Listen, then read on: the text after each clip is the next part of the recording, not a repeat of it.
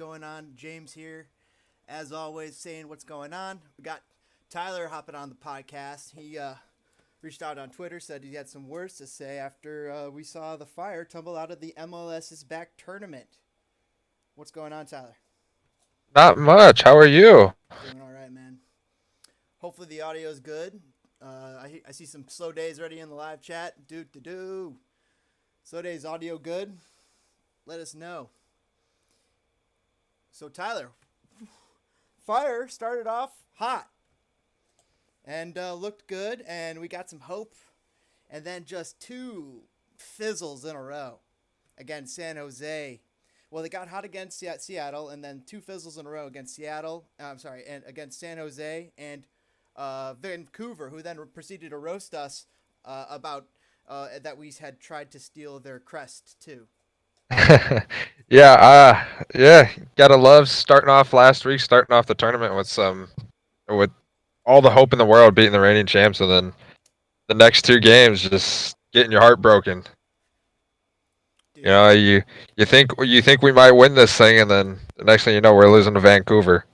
and it's just been the San Jose game. It's like you're waiting for them to turn it on, but just the whole game was like they played in mud.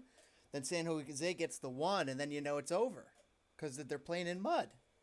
Yeah, they just looked like they weren't there. They didn't look like they were awake. I wonder if the from days to night game. I know they did the practice where they would practice at night to prepare for the night game, but they went from the morning game then to the night game back to the morning game again this week. I wonder if that had any effect on them. I didn't see Wicky comment very much about that, but you got to think that has some type of effect. Slow day saying a lot of fails for one day. It's and just for the Fire to fall flat like that, I would say it's a little expected, but at the same time, we had a little hope in us. Where it's expected for as far as the history of the Fire lately, and this the dude basically Hotman gone, new guy Mansueto in, and the new guy of the tenure of Mansueto has not been great yet. Nelson Mandela. Nelson's still in charge, but he's been moved over to the presidency. I think do got a new GM in Heights, and Wicky I like. I think Wicky is a good coach, and I think we might see some things out of him. But does he have the squad to do it? I Yeah, I agree with you. I like Wiki. I think he's a great coach. I think he's doing great so far. I think he's doing his best with what he can get with what he's got. There's some people I've seen some things online with the Wiki not making the subs. I saw that he was Yeah, questioned about it and he had a comment about it. let's criticize him. Yeah, there is some crit right there. His subs were a bit wackadoo, and then also we didn't see too much, not too enough Georgie. We got this guy who's a former U.S. men's national team. He's working on trying to get some caps here, and U.S. men's 23 under 23 call up. And this guy is still on the bench now, all of a sudden. And instead, we're playing guys like Collier and Herbers. Yeah, I seen Wiki's comment saying that it was a technical and tactical decision to not play Georgie, and he said Georgie was a great player and could help us. But there were certain things he didn't want to talk about right then and there. And I'm kind of curious because he said that there were internal things he wanted to talk about. I kind of want to know if there's some bad blood or something happened during a practice with Georgie. You know, Georgie's loved by a lot of the fans, and you got to think you got to put him on before Elliott, in You my gotta. opinion. I agree, and you gotta wonder if there's some sort of backroom tension, between Mihailovic, maybe his father's shadow, also trying to impinge, upon the Chicago Fire coaching staff, and like question, why isn't he playing? And instead, we're seeing some of these other players. It's It begs a big question here, though. But what were you gonna say? There was a question of why isn't he starting? Not so much even playing, but why isn't he starting? We're starting Fabi and Herbers, and uh, in my own opinion, Herbers didn't live up to the starting position today in today's game. No. There was some plays he made that he did not look like he should be a starter. And Georgie's proved himself time and time again, and he's a very fantastic and explosive and entertaining player to He's watch. creative too. He's quick. He gets the ball. It's quick off his feet. He's on to the next.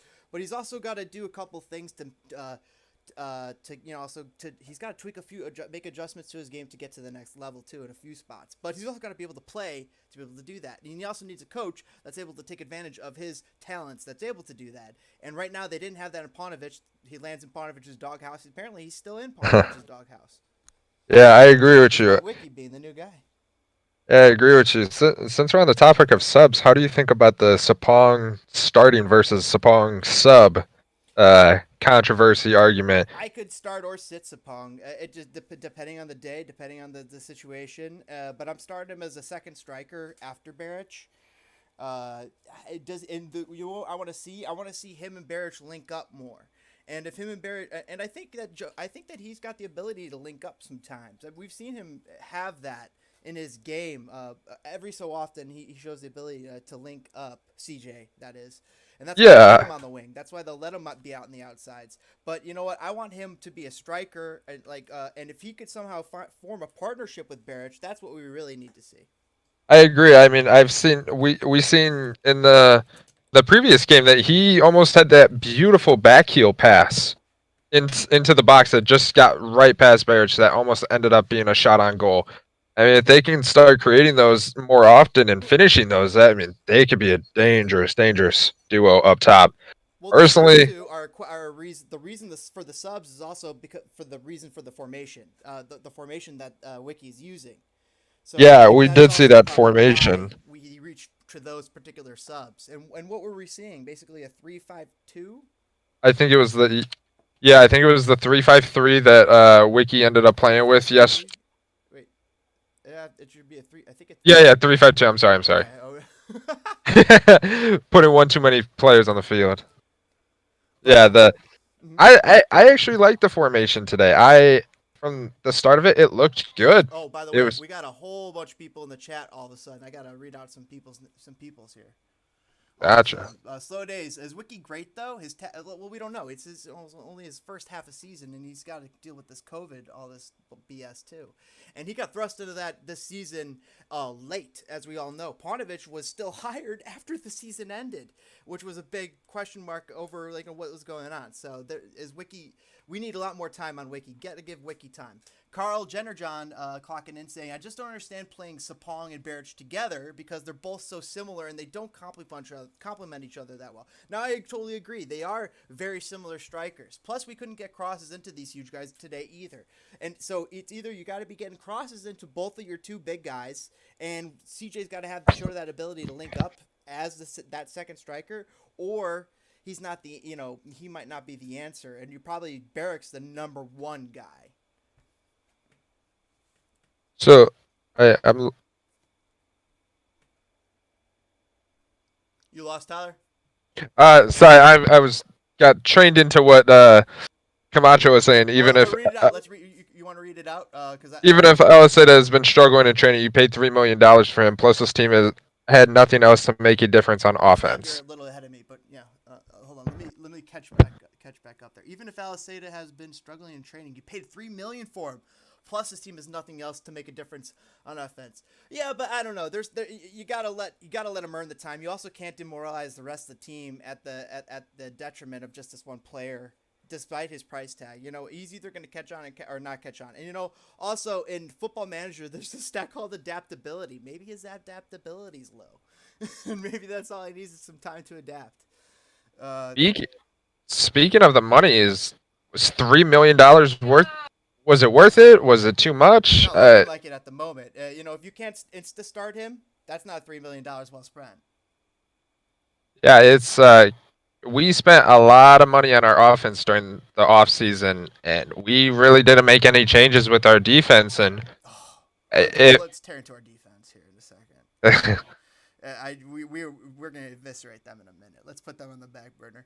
But I just want to read some comments here. You're totally right. Dagoberto Camacho, dude, it's been great talking to you. By the way, it's great talking fire again. It's been a while.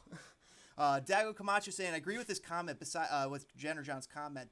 Besides Georgie, there's no one else who could do something on the field. They lack a little creativity on the field. What do you think about that? Without Georgie. huh? I don't know, man. I'm a huge fan of Georgie. If you don't have Aliseda out there, then maybe you need Georgie, but why not have Georgie and Alisade out there? Oh man, that oozing creativity. Yeah, two young guys is Georgie just bringing the the young Georgie out there. He just brings so much passion and so much fire to the Oh field, my and gosh, yeah. you could put him anywhere basically at this point. Hmm. I think he's just killing for minutes on the field.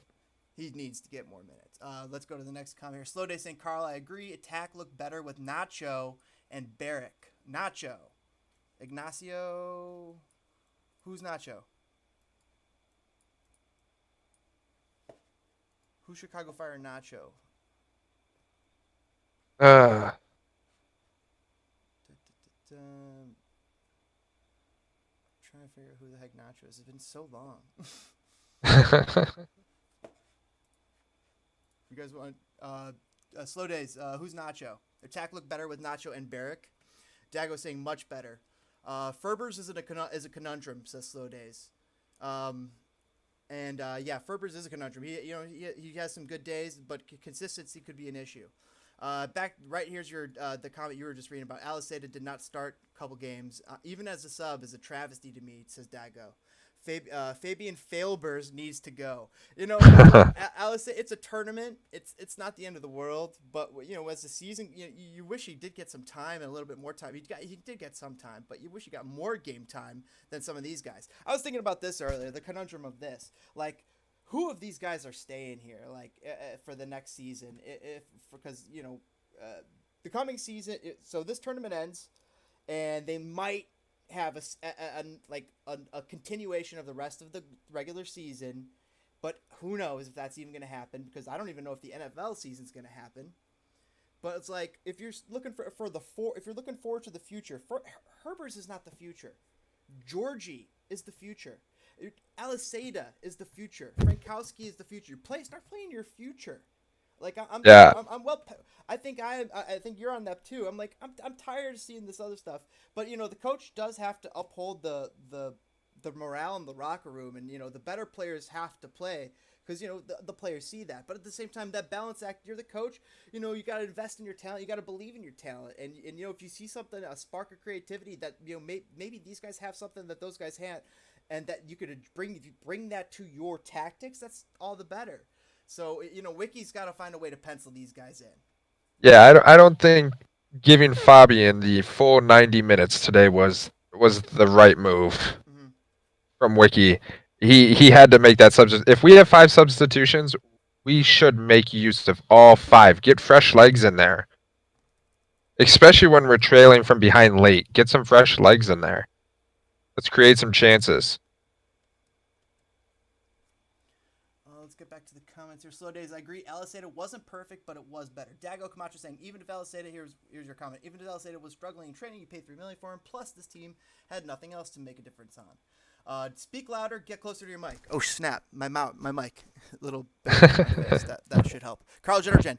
I really do like Aliseda playing just off a main striker and setting balls wide, or feeding Barrich slash Sapong. Say that 3 times fast. John Smith clocking in, saying Aliseda was their backup plan because their prime choices didn't want to come here. That's correct. I'm worried that our targets will continue to not want to come because the Fire continue to be bottom of the league. Dago saying, particularly speaking about the San Jose game, we are losing the game and he doesn't come in. He's talking about Aliseda. Brian Battle checking in. Brian Battle, we got to get you on the show, brother. It's a weird situation with Georgie and Aliseda with Wicky's 5-2 and 3-5-2. Neither is really a good fit for the system as it looks now. So Brian saying that Georgie and Aliseda are not fitting into Wicky's 3-5-5-3-2. And if you're going to believe in the future, is this the formation for them? But they've played that formation all through the tournament. So that's the one that they were going to live and die on.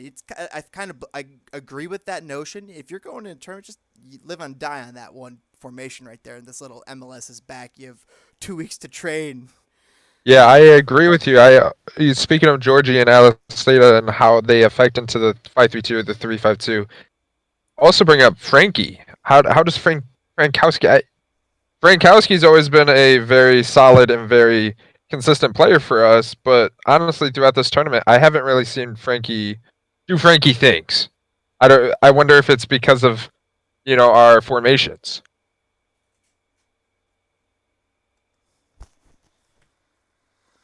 Was he playing right back a bit more? He was playing back a little bit more. It was Oh, Nacho means Aliseda, by the way. There it yeah. goes. Yeah, okay, that makes sense. Thanks for the correction there, Dago and Nate clocking in, and Dago. Spanish slang, apparently, Nacho Ignacio. John Smith also correcting. Carl saying, I'd like to see Herbers play a MDL role. I feel like he hasn't gotten the chance to get forward as much under Pano or Wicky. Uh, I don't want to see Herbers. I would rather see Georgie playing that. but we even have BB for that type of stuff too, and we didn't even see Brant at all. Yeah, what about Brant? Brant is not even getting any time here. He didn't get time at defense because they're going with this three-man back line. But at outside wingback, they're going Frankowski, who's been somewhat, muted. And, he's really fast. He's got some good physicality, and hopefully, this is the guy you're hoping that they could, hopefully flip for a couple more million after from what they paid for him. But you got to be not as invisible. He's got the legs. He's got the ball skill. He's great with the ball at his feet. We just got to utilize him. I feel like we got to utilize him more. Mm-hmm. Well, you put him in, utilize him more, get him into the play, get him into the offense more, get him involved more. But then the creativity is lacking. The creativity is on the other side of the field because Georgie is going to be, if they even have Georgie out there, he'll be on the left side, and LSA is over on the left side. So, who's Frankowski's partner? Madron and our what's his face? Jimenez. Those are the two guys that are sitting next to Frankowski. Is Madron and Jimenez. It's not Georgie. And you could look at Madron for it. Madron is a very talented, very good player. Same with Jimenez. They are players that could feed him the ball. He could give it back to him, and they could feed him right back up the line to set up a cross or even a shot from just outside the box. I don't think we're seeing the little plays. I think that's where we're lacking a big. We saw a lot from Fabian Herbers messing up some touches, some bad passes, some bad positioning. I think we need to tweak and correct our little play. We have Baric. He's creating opportunities. He's taking shots. He's got some shots on target. There were a couple shots that went wide today. We just got to keep giving these opportunities. I feel like when we get to the final third, we kind of get stuck a little bit. Well, they're trying to learn a new offense. They're trying to learn a new plan under Wicky, and that the formation they picked is the reason why they're going about how they're going about scoring. So, and they haven't really scored that much. So, it's time. Is it time to change the formation and try something new? It's too late now. Tournament's over. But if this, next season comes along, do you go back to this? I also think that something going into the tournament that kind of hurt us and dinged us a little bit was just no Kappelhoff, just no Cap. We didn't have that strong right back. Oh, by the way, everybody, if you could do us a favor, smash that like button, subscribe, share this, tweet this out after the fact. Always helps for spread the word for the fire, fan the flames. We got a lot more people watching than I thought we'd have with my last minute announcement. 10 people watching now live. But thanks everybody for joining us. Let's get back to some of these comments here. And I also had some other stuff I was going to show us too. And I also want to do some player grades. If we could just do some player grades and maybe see how we're feeling about everybody, besides Pineda, who we all know is God right now. Slow days. There was such a disconnect between the midfield, the front, midfield three, and the front two in all the games. No one seemed to be playing up there. This is slow days. And then Battle saying Herbers had a bad tourney, but he looked excellent in the first two games. You may not like his skill, but he's the terrier. He covers a ton of ground and provides a ton of cover. So he's a workhorse of Herbers. I agree with that. He is all over the pitch. So that is good. That's a good sign. Slow Day saying Herbers was a number 9 in college and a winger at Philly. Herbers plays everything. He's a good player. Yeah, I do like that. Herbers is all over the field. He's just constantly covering ground. He's got the level in him. He will play. Yeah, I do like that on Herbers. I know we have knocked him a lot, but he is great for that. I do feel like that is where like Sapong lacks is he is sometimes caught up top too far for too long. Sapong's not an ideal left mid or left wing at all. He's a fill He's in there, but Herbers can adequately fill in quite a few spots, surprisingly, like a slightly above replacement rate, right? yeah. So yes, Franco. Slow Day saying, I disagree that Georgie doesn't fit in the 5-3-2. You need someone to play under the two, someone who can you would spring under, who could spring them. For whatever reason, none of the three get forward to fill the gap. Brian Battle saying, yes, Franco at right wing back is misused as that far back. So Franco being totally misused on that far wing. He's just so outside of the offense. He's so far. He's so secluded. And like I said, just Madron and Jimenez. That's the closest guys creatively he's got to him, and pace wise too. Like, and he's the guy. So I mean, you those are good guys to have. We used to have Bastian Schweinsteiger back there too, but a lot good that did for the creativity of the offense for these two different Fire teams that we've seen over the past two seasons. Carl Jennerjan saying, one of the people who also put in good performances to his tournament was Sekulic. I also would like to see him at right back. Jorge clocked it in saying, still don't get how we were able to beat the reigning champs, but we lose to the Whitecaps team that has almost all reserves players, and he doesn't say this, but a backup goalkeeper too. Yeah, that Backup goalkeeper. from a whole different team. Slow days. I feel that the players just work better in a 4-2-3-1 or a 4-3-3. It's easier to know your jobs in some of these. I don't know. It's easier to know your job in a 4-4-2 and a 4-4-2 diamond. But these are professional players. They're gonna know. They should know their job. Basically wherever you put them in whatever formation. It's about getting the flow and knowing where the first, second, and third pass is going, and then not just where the first and second and third pass is going out of the back, where that fourth and fifth pass is going, and what everybody has to be doing to make those types of runs and to make those types of magic happen. This is something that Piotr Nowak would always say. So, Sorry, go on. I'm looking at Jorge's and not knowing how we beat the reigning champs but we lose to Whitecaps, and then the follow up by Slow Days of did we get lucky? Did we get lucky beating Seattle? Did we get Or was it an off day for Seattle, or were we just the better team on that day? No, we looked good. It's a solid question. I think we were the better team that day, in my opinion. I think we looked good. We played to our potential. Tape don't lie. Yeah. The tape don't lie. I believe that I showed that game a second time, too. Fred Humner tweeted about it. If that's a good enough game to watch it again, Fire played well. But, and that's the thing about soccer. It's all about consistency. It's a game-to-game. It's a game. You all know it. We all as players know this. You can't.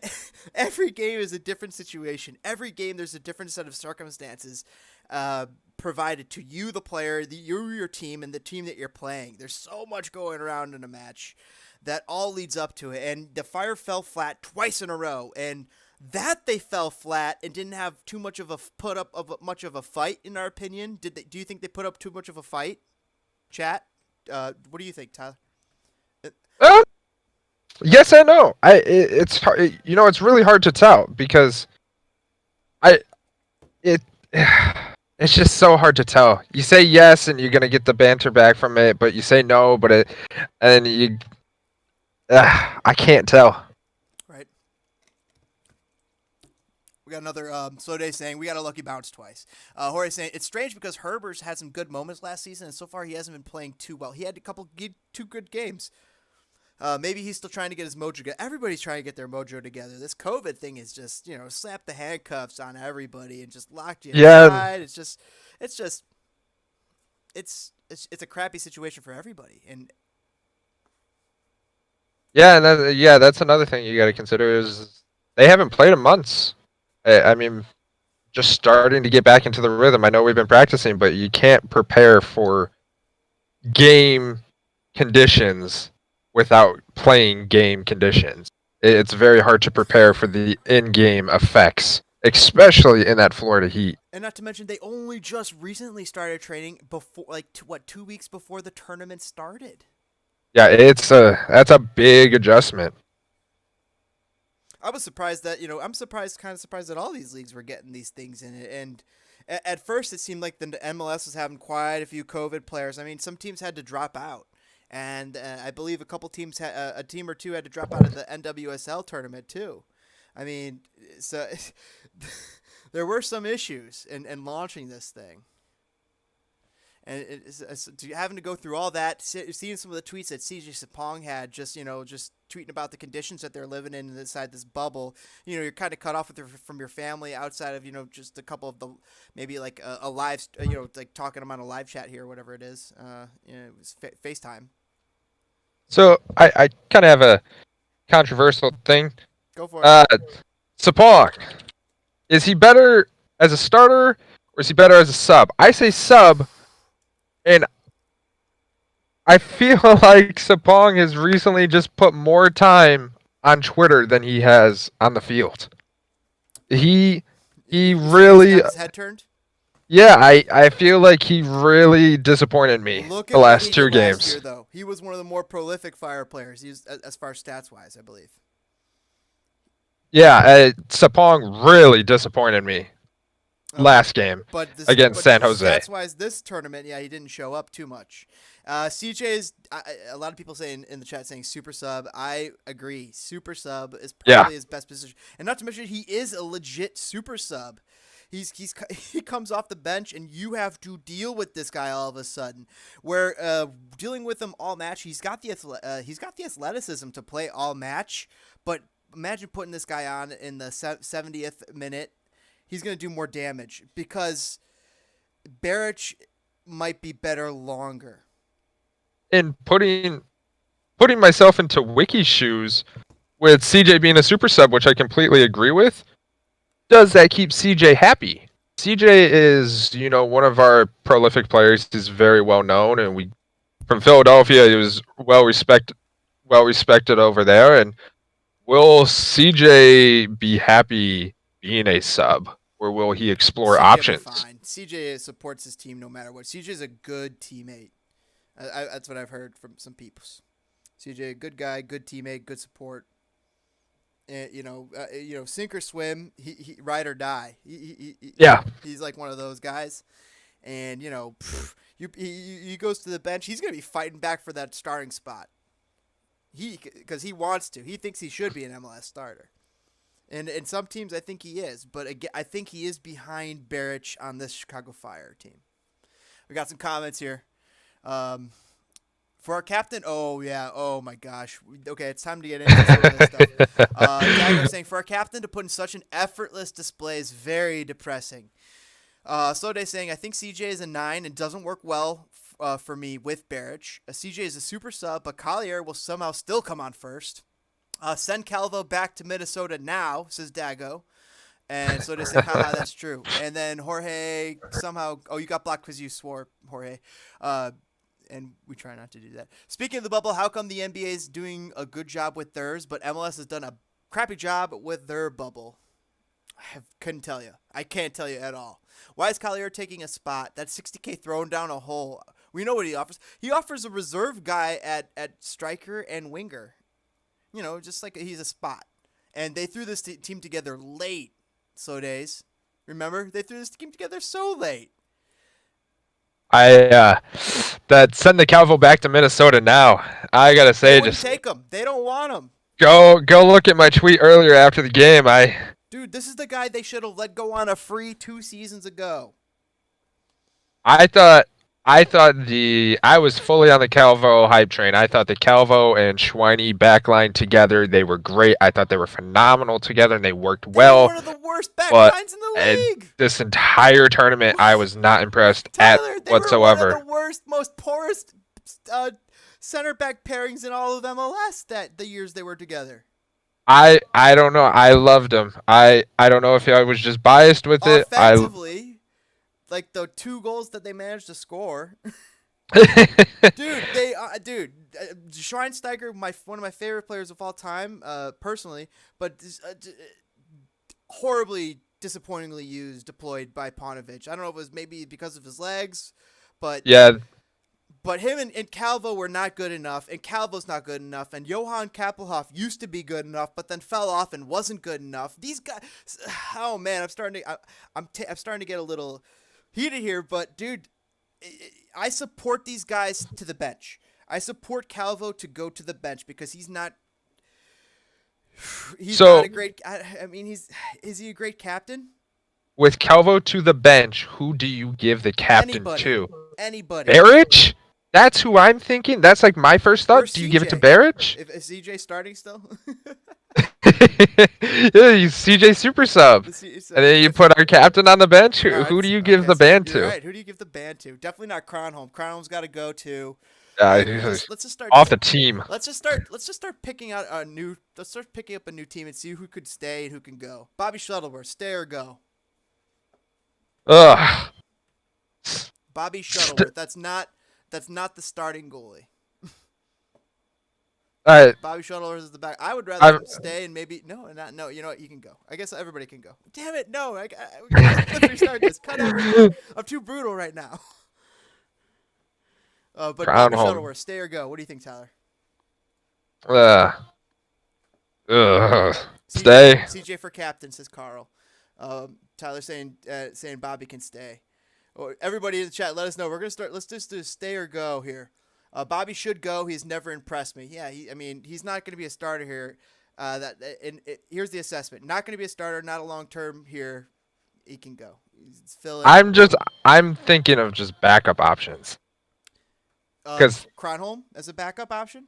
Yeah. Or is Cronholm not a backup option? I'm thinking Cronholm as a backup option, but we gotta find somebody else. The thing about Cronholm as a backup option, he's going to be coming in rusty, and he's not good when he's on. He's not good when he's on. Yeah, it's just we gotta get a new goalie, and hopefully we keep him healthy because It's time to start the kids. I was saying I'm not even sure who would be behind Cronholm at that point if we got rid of Cronholm. It would be you know what? the homegrown players. Dude, Do we throw the kid in there? Oh, dude, I'm loving this. Stay or go. Bobby Shuttleworth can go. You can go. You can go. What did Tom Waddle say? You can go pound sand. Go. Boris Sekulich. He can stay. I would say. Sekulich? Yeah, Sekulich, stay. Yeah, stay. 100%. Chat. Cronholm could go. We haven't gotten to Cronholm. I'm asking about Sekulich. Should he stay or should he go? I'm saying Sekulich is an obvious stay. Jonathan Bornstein, is he an obvious stay? I think he's a stay, even though he's like 36 years old. I agree. The age is a factor, but I do believe that he is a stay. I would keep him for another year. That's a nice veteran you keep. That's like a Lovell Palmer guy, that you. There's the captain. There's the captain right there. Yeah, I was gonna say, do we give him the band? There's their captain. The veteran leadership. No, there it is. All right, there. Especially if he's starting. Johan Koppelhoff, stay or go? Stay. Wow, I'm gonna say go. You think? Yep, they're saying Sekulich stay. I'm saying go. It's time for him to go. I'm thinking strictly as backup options and late game injuries, late season injuries, stuff like that. Mm-hmm. He's a quality backup, MLS backup, but so I mean that's not a bad argument. Francisco Calvo, stay or go? Go. Go. Gone. Go. Apply 9 to 5s. Jorge saying stay for Johan. Kapelhoffs can stay, saying slow days. All right, I got to give a little more time for the chat. Sorry, guys. I got to give you guys a little more time. Does Cap occupy an international spot? I don't think he does anymore, finally. I don't think Cap occupies an international spot. I think he finally got his green card, I thought. But you'd have to check the math. So we already said Francisco Calvo. Francisco Calvo, chat. Stay or go? Captain Calvo. Let's see. Slow days, Calvo can go. He does so much good, but then he turns off too many times. Slow days confirming that Cap has a green card. Dago saying for Calvo, either he goes or he starts. No, just go. I don't want him starting either. 9 to 5. 9 to 5. For Calvo, for me. We'll get a 9 to 5. Pound. Oh, Costa Rica is real nice. Miguel Navarro, our mysterious left back, who we did see the clip. There's a clip on Twitter that Dago clipped out. I have not seen enough from him. To be honestly. determined. Is that not? Yeah. That's what I would call a keep. Then that's a stay. Because if I have enough faith in him, give him some time, see what he can do. That's a stay. Right. Yep, I completely agree. For me, it's You could get what somebody would the better. future hold for him? You could get somebody better, but for Yeah, now, stay. Ignacio Aliseda, stay or go. stay. If you had the ability to pull the plug on this deal right now and not pay the full $3 million, all you had to pay was a lousy $250K. I'd still keep him. So you, instead of paying just for a $250K rental of the crap we've seen so far, you'll keep him for the full $3 million. Chat, what do you guys think? Everybody, I want to know. I think it's a great question. Aliseda, you have the ability to return him right now. This is for instance. This is not actual fact. They bought him for $3 million. But should you be able to only pay $250K of that and return him back to South America, would you do that, chat, right now for Aliseda? Dago saying Navarro looks promising. There we go. Slow Day saying Nacho should stay. He has promise and his contract can be bought down. Sounds like what you're saying too, Tyler. Yeah, I completely agree. I think he needs to stay. Carl confirming keep Nacho. I'm saying I would say cut Nacho. I could better use that $3 million on now that we've had 4 more months of scouting reports after that Aliseda deal. Now that I see his projections, thought it was high. We might have overthought him. We might have thought it was. I'm just saying this is my football manager instinct here. I would, if you had that ability, I would return him for that cheap price. Uncle Joe has everybody else big saying bucks. keep him. Let's go to the next guy. Ooh, let's see. Luka Stojanovic. He's keeping Georgie out of the lineup from starting. Yeah, that's something to seriously consider. Cause Right? I love me some Georgie.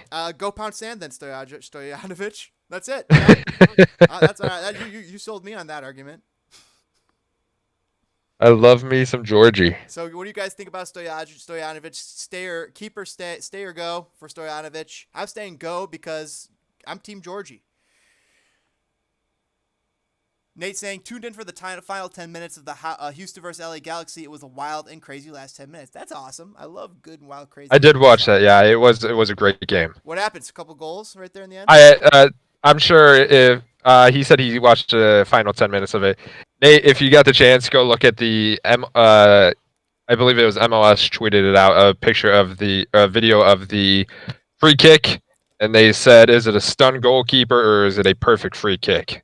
I want to hear your thoughts on that because I made it very clear that I do not agree with goalkeepers being quote unquote stunned and not making an attempt. Wait, did you tweet this? I did tweet this. Where is this? Free. Okay, I'm watching it right now. Let's see. Perfect free kick or goalkeeping. Oh, that's okay. I have to be in the goal. I'm sorry, it was Fox. Fox tweeted I have to it. be in the. Do they show like a goal mouth view? Because that's what I need They to see. don't. That is the only view that Dude, they you get can't that make I've seen. You cannot make that call. I'm a goalie. I play goalie, and that is. I played it. I trained it for years. That's my exact point. My tweet says at least make an attempt. It's your one job. You have to make at least some type of attempt. Dude, you want to take a look at the way the line. Okay, this is the kick is it's a perfect free kick, and I'll tell you why. The line that he is in front of the wall. Watch the wall jump. The guys who are closer to the outside post are the ones who jump. The ones who are to the inside post where the ball ends up going do not jump. Everybody was fooled by this kick. This was a ghost kick. This was an awesome curve kick. Oh my, you got to see. Oh, it's like a dead. Oh my God. Oh, it's like a dead curve kick. It's like a knuckleball, dude. This thing looks like it's going to curl to the right corner as a goalie. It looks like it's curling also onto the wall. The entire wall is convinced it's curling to the far right corner. Everybody's convinced, except for the goal, except for the ball, which goes to goes in the I, back I'm of the s- net. I'm still pretty stern. Feet planted or feet not planted. He at least make some type of dive or attempt. Dude, he was Get your stunned. Dude, he didn't know where to. He thought it was going right, and then all of a sudden, in the blink of less than 1/10 of a second, the ball's trajectory in his eyes, he realized went from right to left, and he's like frozen. He's like, holy shit! The ball crossed my entire axis, and just the way the curve is, you'll see the curve. It just goes. It's such a great kick. Dude, So that's a great since we're kick. on since we're on this goalie and stunned and stuff, what do you think about Crown Home having a save percentage of 0.13% for the tournament? Pound sand, get him out, get him going. Hold on, I got some comments here. Get him out here. So they saying Luca's broken, not sure what more. He looked okay, but out of place. Nate saying, I'm sure you both know there's something internal going on with Georgie. Nate, I'll go check it out. He's checking out the free kick. Perfect free kick for sure, says Nate. Bingham was going the other way, and per jig, the wall jumped to the. I'm James. I'm not Jiggly. I'm James. Per the right side of the goal too. Yeah, it just like has such great curve.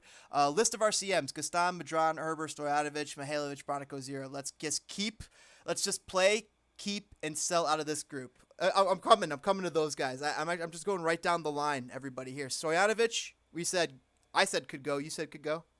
Yeah, CJ, I love me some Georgie. I want Georgie. and so Sorgi's got something going on internally, so that's weird, right? That's weird to hear, but and especially knowing what some of the stuff. Yep, that's weird. CJ Sapong. I have Stay or go? controversial. I'm all for get on the train and back to Philly. Wow, I would keep CJ. See, I see him as a super sub striker. I love him as a sub sometimes, like games like today, Mm-hmm. but most of the games I just think he's lazy. I think he is the person on the pitch that to me every time there's a camera on him, it's just constant walking, slight jogs. I saw Calvo getting some hate for jogging Mm. towards the box during their breakaway today. Calvo's the king of And loafs, dude.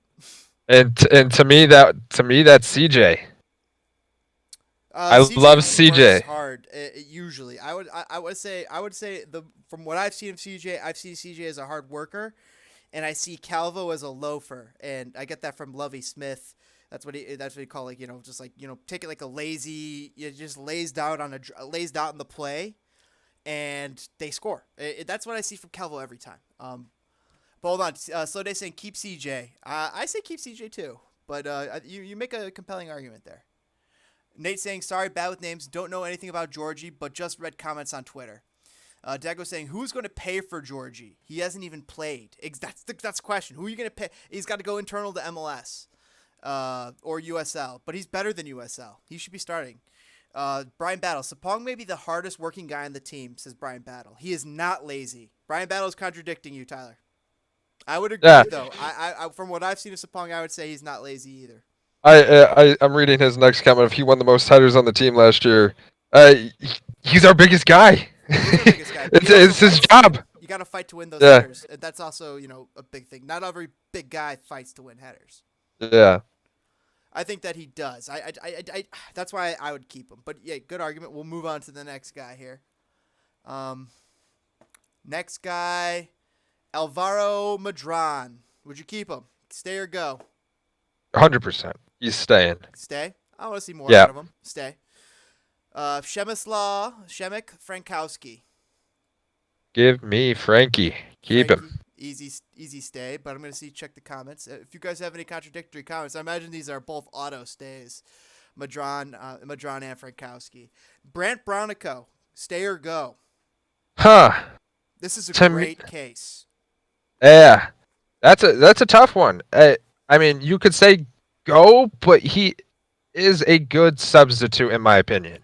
The only reason I want Brant to go is if he goes to a starting situation, because if the dude starts playing every day, dude's gonna be great. He's such a great guy. It's hard to not love Yeah, it's hard to not Veronica. believe in him too. From what I've seen on the field, dude could play in a few spots. Love that. I love that when you have the soccer brain that you can play in a few different spots. Even though physicality, physically, you're kind of more set up to play one or two different, specific positions. It's just that's awesome soccer player, and he's got talent up the wazoo. So the only reason I would say go is if he found himself a starting situation in MLS. Otherwise, stay here and take advantage of an injury situation. So what are you saying for Brant? Sorry, I'm trying to get caught up in these YouTube I know, comments. right? They keep coming. So yeah, Brant, I agree with what Dago says. Brant's a great filler. I would be totally okay with what you said if he went and he gets a starting position with another team. My question is there any eyes on him Slow inside the saying that MLS? Brant Bronico is not a starter in the MLS. And is Mo Adams a starter in the MLS? Hmm. Hmm. If Mo Adams is a starter in the MLS, I think Brant Bronico is a starter in the MLS. But you know what? Maybe they're more USL. But Brant, you just want to believe in a guy like that. You're right. Yeah, Yeah, there might be some heart. he's a great guy. Can't hate him. Let's see. Nate saying Sekulic keep, Calvo go, Kronholm. Oh wait, I don't think we've gotten to these guys yet. George Mihailovic, stay or go. Oh, stay. I think he gets the same Brant situation with me. If dude go, if he could start somewhere else. Even that, I don't want to give him up. Keep him. He should be starting here though. Right? Even if he can get a starting spot, I don't care. I'm being selfish. I want him. Keep him. Chat, George Mihailovic, stay or go. Would you? Is it? I definitely would. He should be starting, but 100%. Or at least you gotta give the kid time. He should have been starting last year too. Should have been starting. Dude, they wasted a whole year of his development for nothing. Mm-hmm. On Paunovic. On Paunovic's decisions, they wasted it. Georgie can stay if he can stays if he can play. He's a starter on 8 out of 10 MLS teams. I think that's a good assessment. And he could, you got to give him time. Maybe he evolves in something more. Maybe he doesn't. Maybe he doesn't. Dago saying, agree with your takes, 100%, Nate. Nate's got these takes. I'll run through them real quick. Sekulic, keep. Calvo, go. Kronholm, go. Luca, go. Sapong, keep. Super sub. Eliseda, keep, but only if you could buy down. Navarro, keep. Frankie, keep. Madron, keep. Bornstein, keep. Brandt, keep. Depth. And Georgia can stay if Teacher's Pet Herbers goes and Lula goes. Michael Azira. Huh. That's a good stare. You haven't seen anything really, For that, we seen a little bit out of him last year, but nothing this year so far. I And saw a decent depth guy, right? yeah, and for me, I would say go just because it seems like he's not being utilized for us because we're not even utilizing Georgie. They have a stack of midfielders. Yeah. They've just got a stack of midfielders. Back during the offseason, that was one of my biggest complaints on Twitter was that I felt like we focused way too hard on our offense and not our defense when we were doing trades and getting new players and everything. So, chat, we just covered Michael Azira. I think we got into like a quick little trade, but as the assessments he can go, but not a bad stay. As far as the depth guy. Kronholm can go. Kronholm. He's right with Calvo. They could sit at the cubicle next to each other. 9-5s. Yep, they could both take off. Good guy. Goodbye.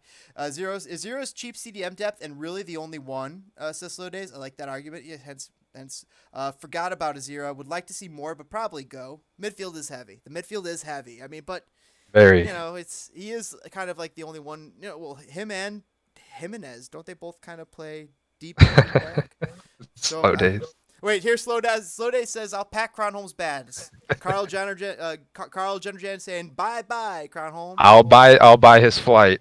We can get this completely covered. Carl saying that Azira has no place in this team, honestly. And I don't know if he might have a better argument than some of the other players, but at the same time, some of the, as if for playing for the future, he can go. Solid. I think a solid question will be: will we ever see him on the field? First plane Uh, ticket out of Chicago for Cronholm. Nate is offering. He's offering.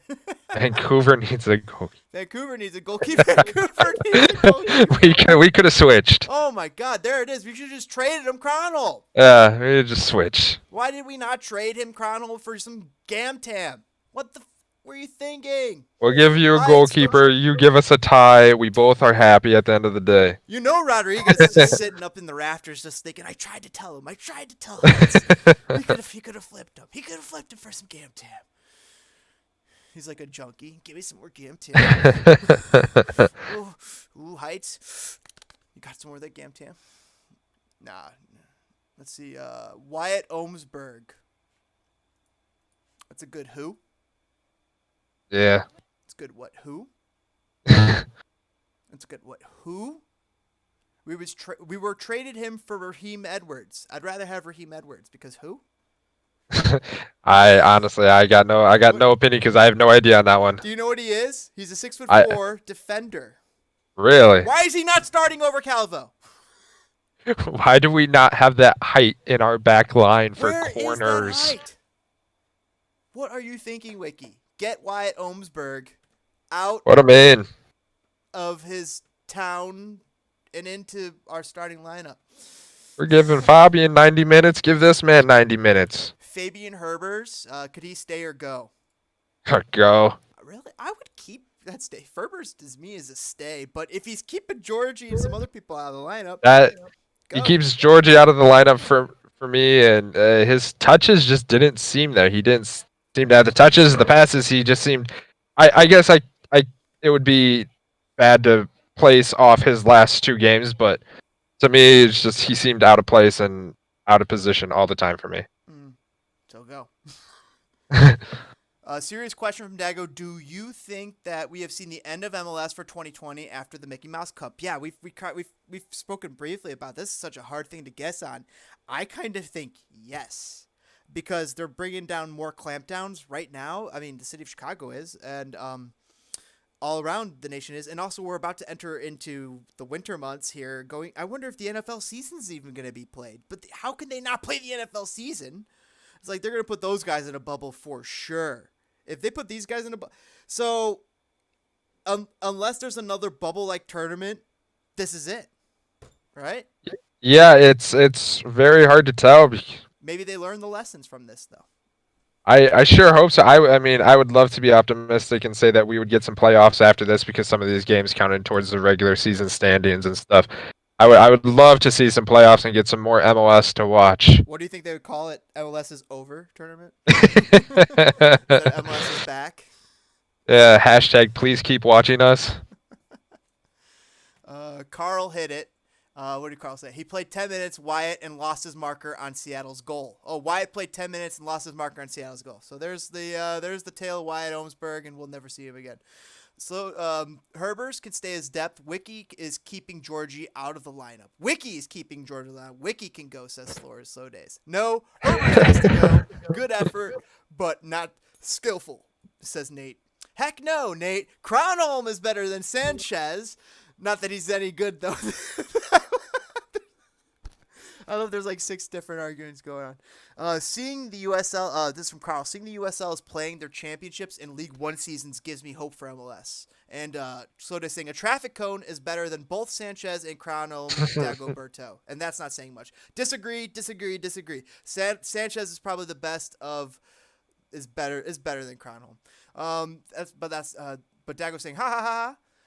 Nate saying, I heard that they really wanted to start the season up in mid-late August, but it would be a problem with the Canadian teams and making up FC Dallas and Nashville missing points.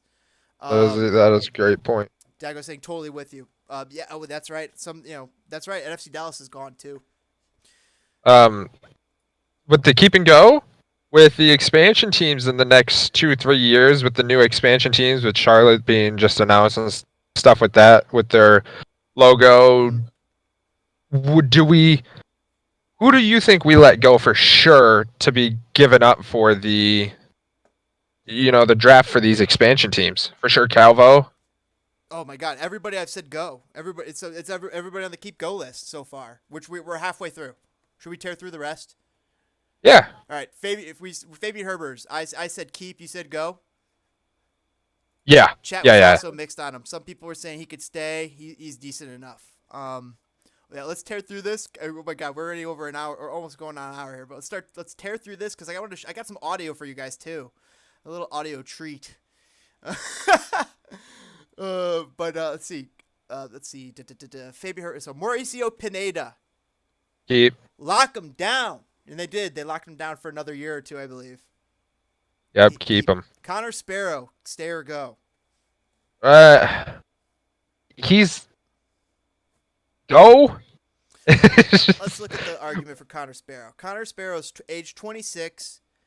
He's got no starts for the MLS. He played for Nashville 9 games. He played for Nashville 9 games before he came to the Fire. So maybe he did play in MLS. It's just hard to say. It's hard to say keep because we haven't seen him, but it's also hard to say go. It's because we have Cronholm. You know, Cronholm could go for sure, but Sparrow, I'll say, you know, if he's the top number 1 goalie and Slonina's behind him, I say keep because I want Slonina to take over. Keep. What do we got to lose? Throw him in there. Exactly. So I'll just say keep for now, but possible go. Nicholas Slonina, homegrown defender, stay or go. Keep. I like the homegrown. I think that homegrown players have a lot of potential and that we could work with them. Sparrow's been getting good reviews for training. I agree. I heard that too. Sparrow seemed to impress the staff, but not enough to use your usurp Kenny. I agree. I've heard some good things about Sparrow as well.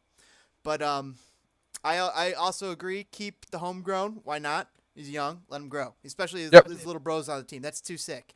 And maybe both these guys could get going here. Robert Barrick, stay or go. Sign him to a 10-year, lock him up. No, but definitely he's a keep. He's an auto keep for sure. I think. Yeah, I think he's just that guy that we need right now. I like, dude. If he can take a shot of Malort with us next time we see him, dude, the guy will be a hero. I mean, yeah. His opening Twitter video was that enough. Barracks is of course an auto stay. Who's next? Elliot Collier. He can go. Yeah, he can go for me. Also, I think we don't even need to spend more time on that. Gaston Jimenez. Keep. I'd like to see him a lot more. I like to see him more too. Slody saying I like Barrick's fire puns. Nate saying Barrich for at least another 2 more years. Dago saying Barrich for the length of his contract, then he can go.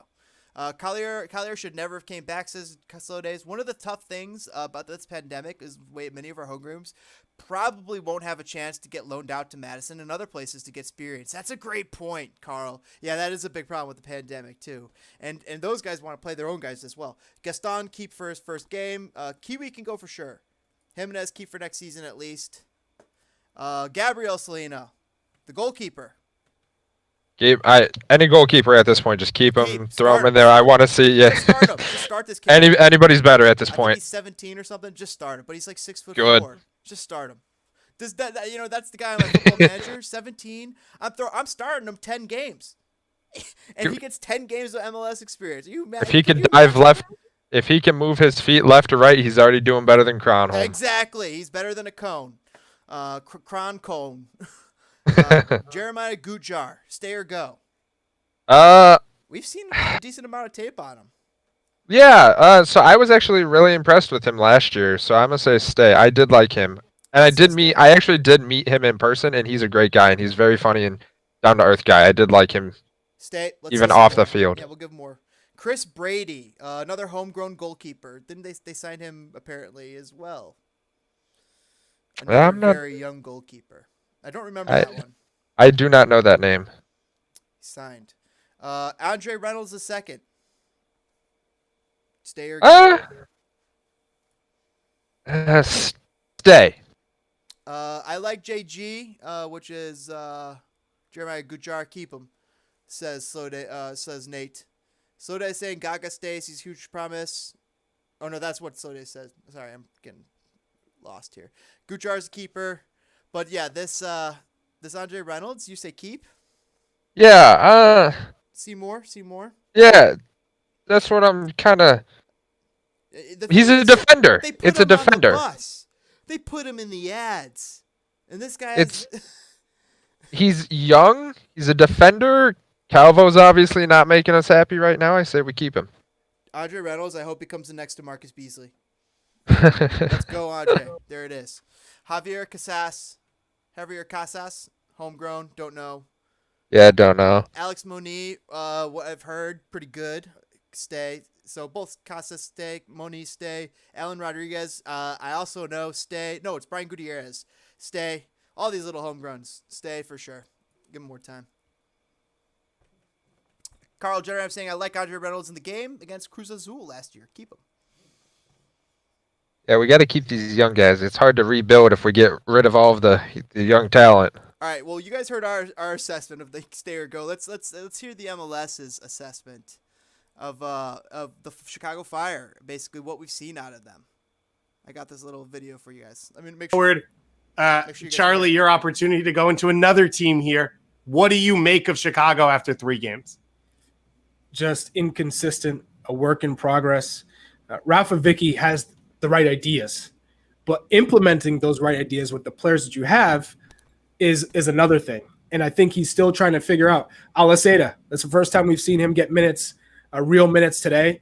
Mauricio Pineda has been stellar since he's come onto the scene. So it's a great draft pick to have or signing to have Pineda coming out of college. But Robert Beric shows his capabilities against Seattle in the goal again in the opening goal, but nothing since. And we just need to see more from Chicago Fire, and we haven't seen a consistent team. I know Kalen loves the Chicago Fire being one of his former teams, and I just haven't gotten a good sense of this team being really competitive and hitting on all cylinders to challenge in the Eastern Conference yet. Do you want to break apart what he said there? I'd like to. What did you pick up on? The Robert Beric. There's a little delay that I'm trying to catch up in the. Oh snap! You're listening. Sorry. Yeah. So I mean, the Beric. I know that we said they keep the Beric for the 2 years, and I did like what I saw from Beric all tournament. He started hot against Seattle. He started hot at the beginning of the season before COVID against Seattle once again. And if he can perform against the top team, I'd like to see him longer than 2 years. That's a good point. Performing like that against a top team, both consistently. The other thing is, like, he was kind of down on the Fire. He was kind of disappointed, like, in what they showed. Just like, you know, they have all these pieces. Wicky, yeah, but all right. I'll play. Got a little bit more. We got Kalen coming in with his soft spot for the Fire. Nate saying, he's checking out later. Nate, thanks for checking in, man. So days, I feel like you can use this opening argument for any of the last 6 years. If it really feels like a broken record playing over and over and over again every year, it's totally true. I am more positive on Chicago coming out of this tournament. And look, I think they have some nice pieces. There's been so much change, as Chuck mentioned. But even look at the change that they've had to face while in this tournament, right? Like they came in, they had a game postponed, then they got switched groups. Then they go out and have this great result in their first match in the toughest game of the group against Seattle, and you think they're in good shape there. But even down to today, I thought the game was fully under control for them. They had the dominated possession. Beric had a good look that you would bet on him to finish it. So he thinks that they, had a chance in the game, in today's game. I mean, I guess that's all you can ask for, right? Oh, that's right. You're listening. Sorry, brother. Yeah, no problem. I got about 20-second delay.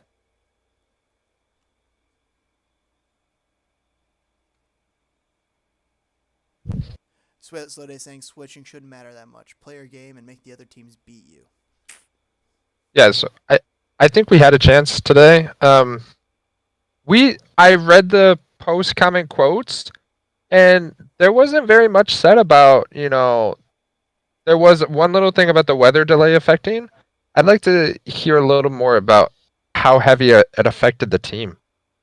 we looked good in the first half, in my opinion, and I just want to know how much that weather delay affected us. Oh, that's a good Did it point.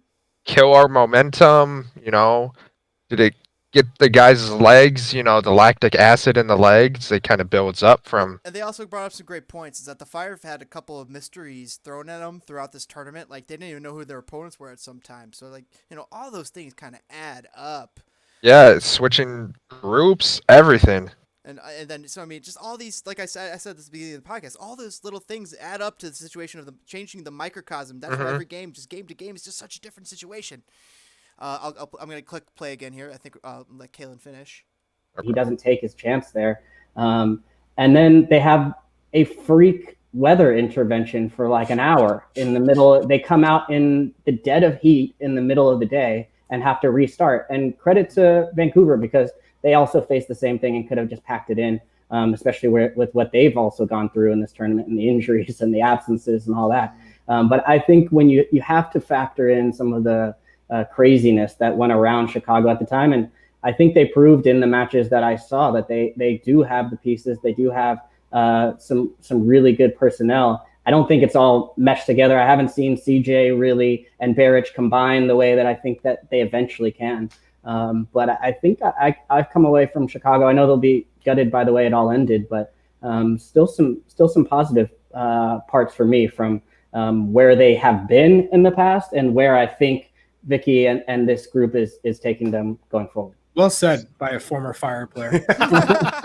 Well, he still owes CJ Brown and Brian I called out McBride. De Los Cobos. I'm not exactly always generous to some of the things in the past.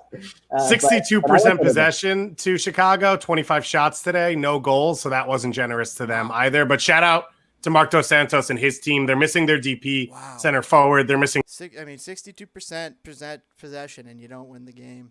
24 shots on a backup goalkeeper, but nothing really that threatening. So I mean, there it is.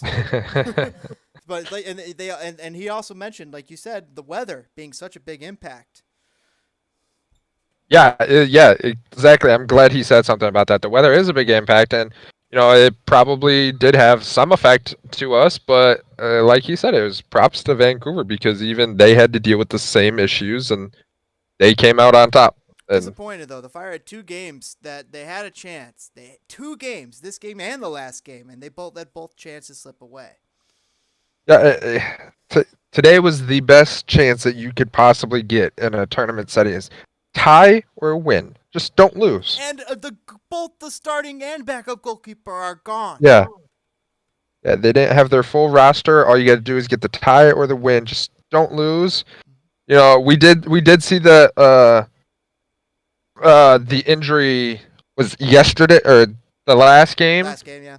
Yeah, and I wonder how that affected Wicky and his, his mindset for going into today. Well, my other question is, I don't know if you know the answer either.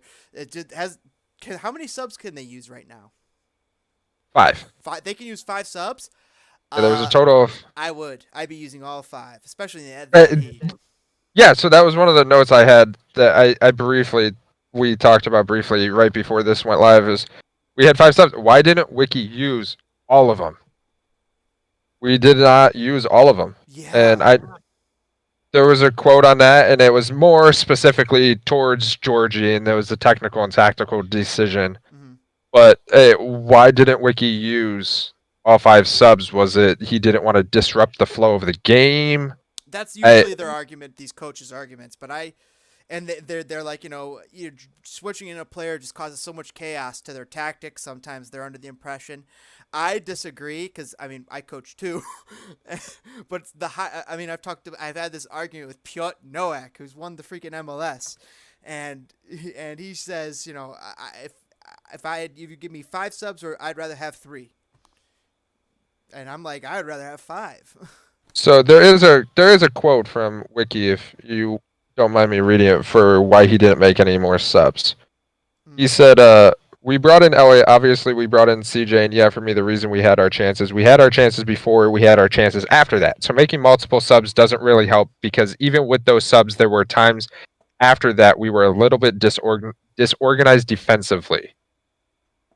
So this is going back to the depth of our mid. Is we were disorganized defensively before and after subs.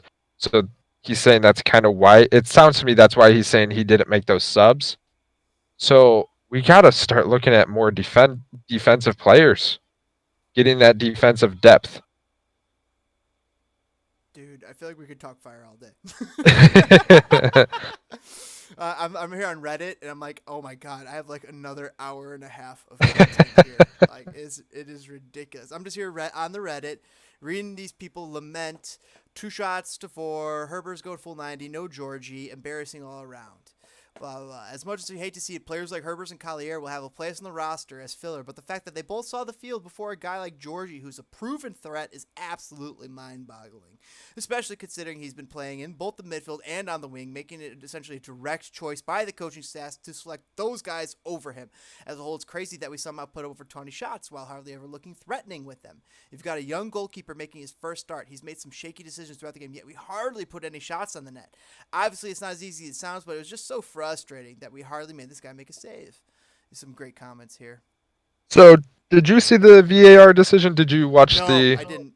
Tell me about it. So, with the handball from Sapong, with the shot bouncing off the post, it hits Sapong's arm before it goes in, and with the new VAR rules, with the ball hitting any offensive arm before it goes in, automatic no goal. Also, so it's like kicking in a goal in with your skate now. Yeah. So like, there's an argument that it's dumb and that it should be a goal, but at the end of the day, my thought was, at the end of the day, that's only 1 and we lost by 2. We still needed another one. Does it kill the morale of the field? Oh, it changes the. I'm sure it could change the game exponentially and give us that momentum boost, but we don't know. You know, we're speaking to the unknown at that point. But all the same, so did you think it was a fair no-goal decision? Because I haven't seen this. According to the rules, the way you described the rule book says it's fair. Now, is the rule book fair? The rule book saying it's a fair no-goal call. Yeah, but to me, it's a goal. There's 2 defenders. There's one on each side. Sapong doesn't really have control there. It's just he's kind of at the mercy of how the ball lands and the 2 defenders controlling and pushing him on the sides. Well, if he's out of control and he's put out of control by the other players, like what's he supposed to do, right? Yeah, to me it wasn't deliberate. Like he wanted to catch the ball and just carry it into the goal. Okay, yeah, that makes it sound. It's so when it's not deliberate. Yeah, that's the thing. Okay. CJ's goal should have been pulled back and a PK given, says Slow Days. That's also an argument, and there was that foul that was very controversial. A boot to his head. A boot to the head. In the box, yeah. It hit the defensive player's arm before it hit CJ, says Slow Days. Carl's saying he thinks we got screwed. Screw that VAR decision. At least 2 separate players touched that ball, says Nate. Yeah. Take out an underperforming player and put in someone that you think you can contribute. Yeah, this is so Wicky has already shown a couple questionable decisions. So, not sold on him, but all the same, I guess you could see a little bit more, but this Georgie thing is weird. Take out an underperforming player and put in someone you can think of. Can the camera guy put on the gloves? Because I think anybody could contribute better than Kronholm. Klopas can. Hold on, I had some amazing good quotes here too. Jinger, I'm not trying to judge too harshly since this is a weird format to test a bunch of new players, a coach, and a system. I liked all of the possession, but keeping in Herbers instead of getting Georgie in there is killing me. You can't lose with him sitting on the bench. Aliseda is panning out to be a giant miss. The guys just don't have the connection in the final third. Madrana's looking better. Pineda's looking good. Barrich has been solid, but I think it all comes down how well you know the guys around you, and they clearly don't know how to play together. But losing in this fashion is just mind-boggling. Vancouver looked like a college team with a third-string keeper, and we couldn't even apply pressure to him. This is true. Yep. They have no chemistry with him. As a keeper, you sometimes on the defensive line, the keeper, you got to make the calls and control your line, and you have a guy that flew in yesterday. Like, basically, he's not their starter. He's not the guy they're used to playing with. Oscar Pereira was available this offseason. Caleb Porter last year. Columbus and Orlando are looking good right now. Style for me was the biggest concern. Still, yet to see a style from this team. What are we good at? Our midfield seems like it should be pretty great, but I haven't seen them control any games yet. Creating chances? Nope. Preventing chances? High pressing? Nope. Possession? Nope. They should get time to implement these things, but I feel we should see glimpses already. That's a great comment. What's the style of this team? This 5-3-2 team. They're defensive? They're not that great defensively. Are they offensive? How can you make how can you make the team defensive but when we have nothing but midfield depth? And we're also talking about 3 games. 3 games. Yeah. And if we're going into this game playing it defensive and park the bus and just playing for the tie, is that really the correct way to play it? Should we not always be going in there and playing for the win? Right. Oh, here's some total different take. Let's be honest, aside from 10 people, no one was really watching the Fire in this tournament anyway. And now with the NBA, NHL, and MLB coming back, 5 of those people will stop watching them entirely. They had a team to build last year and just needed to change the coaching staff, but brought in all these no-name guys for this year. I don't see this team being relevant in Chicago. They need to do some Atlanta United type of stuff to be relevant. I think something that we've improved this year a lot is props to Alex. I don't want to butcher his last name. Mueller.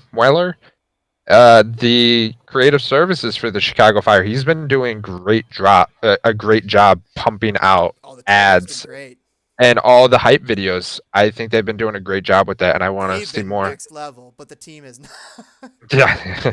I got another one here. We came out flat-footed and they countered. We should have had 2 PKs for us, but instead got a goal call back for a handball. Wicky made all the wrong subs and starters.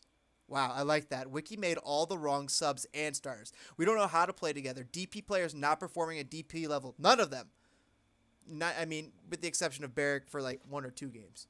Wicky did make some questionable subs. You got to think back to the previous game where Wicky made a defensive sub, and it costed us a goal. Immediately, 30 seconds later, after the sub came on. This team clearly has no plan on offense, and it's frustrating. I was watching Cincy last night, and even they seem to have some idea of what they want to do once they have the ball. With the Fire, there is no clear plan. There are no defined patterns or passing lanes we're looking to exploit. It's either hoof it long or hope that Madron or Gaston can make a play in the midfield, and then maybe play somebody through. And if that's the plan, why no Georgie? Herbers isn't some all-action defender that would give Madron or Gaston freedom, so if the only plan is for the midfield to make some type of magic, where's one of our most skilled magicians?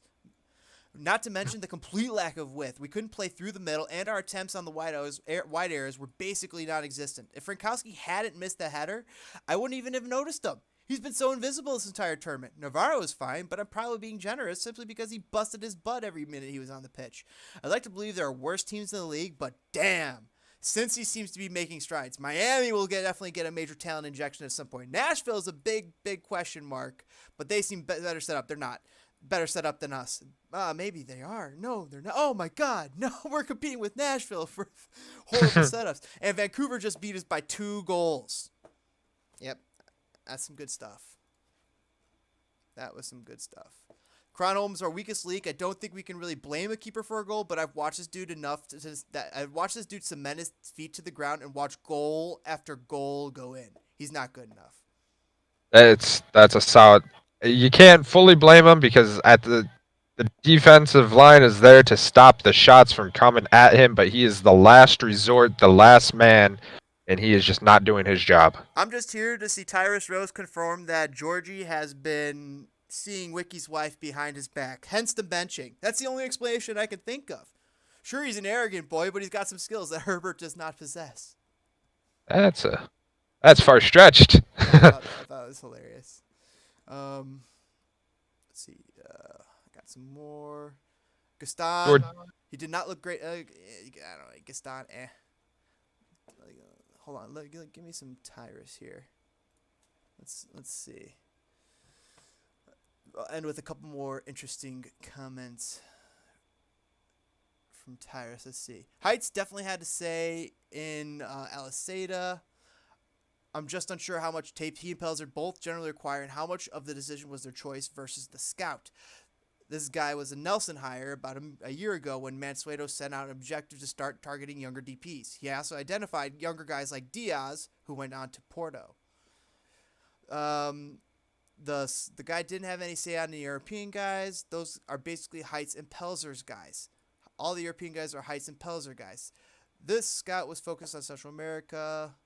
Alceda, meaning he's displaying no. These are weird comments. Okay, Alceda has been showing no skill at the moment. It's been disappointing. Well, I'm trying to. Biggest problem going into next season is with only 5 games to show for it. It's not enough time for a coach, but it also really does not look good at all. There it is. There it is. 5 seasons. Five is not enough to make a decision, but it's not looking good. I still think he's an improvement from Pono. Oh yes. I still believe that. World Cup. How many World Cups has Wicky got? Well, relive those glory days, Pono. Is McGee available for goalkeeping duties? Ask Slow Days. Great question. One-handed Kripow would do better than Kenny. Petition needs to be started for McGee, the firekeeper. The style is not a 5-3-2 in my opinion. I'd rather a 4-4-2 diamond, says Nate. And Slow Days, out of the 5 games, they have given up possession in 3 games. Wicky says he wants to possess, but he doesn't seem to know how to do it, nor does he seem to know how to score. Is the lack of style caused by a lack of familiarity? That's a great question and a great possibility. Could it be that rebuilding the starting 11 year after year is a bad idea? Lovell Palmer would agree with you. Lovell Palmer, former Chicago Fire player, says that every year the Chicago Fire are just like, you look at teams across the MLS and there's like some consistency that has just never been existent in Chicago. Like, guys just leave and new guys come in all the time. And that does affect consistency and these guys playing each other and familiarity. Completely agree. One of the saddest things I was upset about during the offseason was with having a whole new starting 11 every year was, why did we get rid of Dax? Why did we not keep Dax for that veteran leadership? All we have right now are rookies and sophomores on their teams. We don't really have that veteran guy. They got the leaders are all guys who speak Spanish, and like the young kids are looking at him like, "What? Where's Dax?" Yeah, what? We need that. We need that veteran leader. And they're just confused. It's just like they're just looking up to some of the guys who are supposed to be looking at the leaders of the locker room, and maybe Barish could step up. But where's Bornstein? Where like these guys are there. Right? Yep. And yet Calvo's the captain? Calvo? Are you kidding me? And he's got some great heart, but that's because he's trying to keep his job in MLS. As soon as this guy leaves this team, he'll be working back in Costa Rica. Portland seems to be dominating LAFC right now, already a goal up. Yeah, that's it. I think we're about winding down here. Dude, Tyler, it's been great having you on, man. Have you said everything you want to say? Have you got anything left in the chamber? I think that's it. I mean, just the Calvo misplays, the Wicky not making the subs, and Sapong starter or substitution. Those are my biggest things that I wanted to get off my chest and wanted to hear other people's thoughts about. Absolutely. Well, man, we had a heck of a freaking live stream here. Man, I appreciate you having me on and taking the time to talk with us and get everybody's blood boiling once again after the game. Absolutely. And thanks to everybody in the live chat who joined us too. Surprising amount of people here.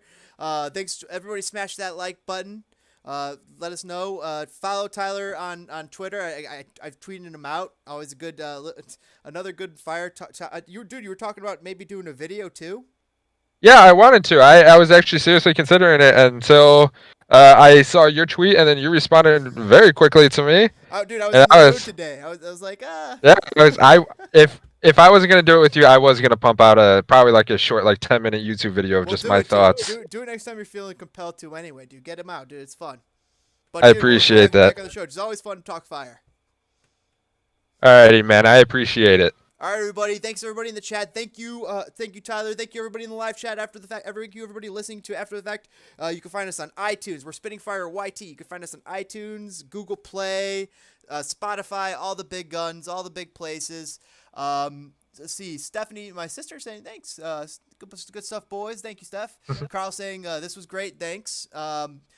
Nate saying thanks for the entertainment and the chatting. I'll be in a bad mood for the rest of the year because of the fire. Nah, dude, that's what this was for. Some limitation. This is where you could pour out, some of that fraud and that anger and that negativity, and just like let that sit and get it away, and then it's cut away from you, and it's not part of you anymore. It's just gone, right? Declutter. Yep. What's the Twitter? Tyler, what's your Twitter? It is Tyler at Chicago Fire. So Tyler, CHI Fire. At TYLERCHIFIRE.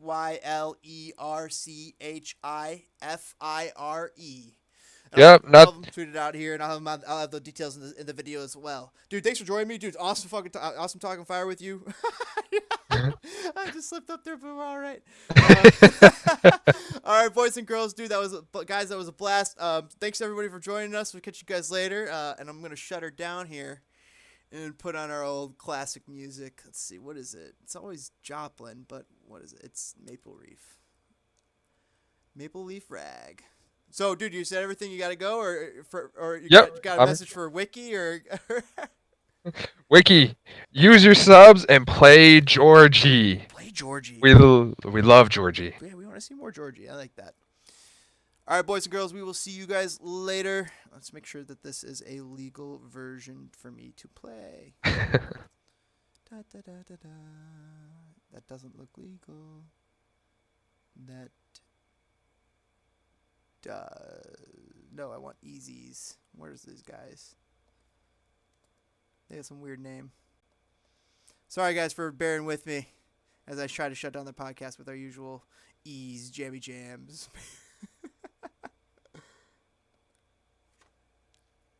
Jammy. There it is. Legal. All right, fire it down, boys and girls. We'll see you guys later. Hopefully, MLS gets going with another season. Hopefully, this isn't the last of it. But all the same, it was fun while it lasted.